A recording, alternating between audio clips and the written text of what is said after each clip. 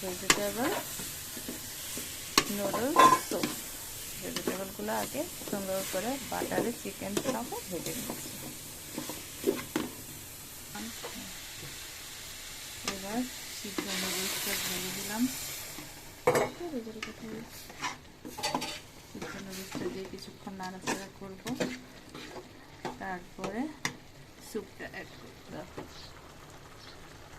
এরপর 4-5 মিনিট হয়ে গিয়েছে, এখন গুলিয়ে রাখা স্যুপটা অ্যাড করে দিলাম। এটা ছিল আমাদের চিকেন কর্ন স্যুপ। 10 মিনিট রাখার পরে এভাবে উতরানো শুরু হয়ে গেছে এবং আমার সবজি নুডলস সব মোটামুটি একদম পারফেক্ট সিদ্ধ হয়ে গেছে।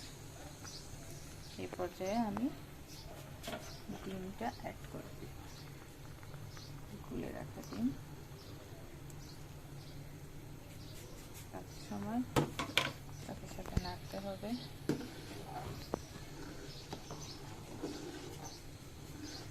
যে কোনো পছন্দ মতো সবজি অ্যাড করা যায়। আমি এখানে গাজর, ক্যাপসিকাম, বেবিকর্ন, কিছু ভুট্টা আর এগুলোই অ্যাড করেছি।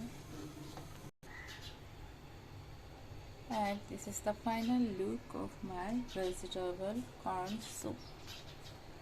পাশে আপনারা ট্রাই করতে পারেন, বেশ হেলদি এবং সুস্বাদু।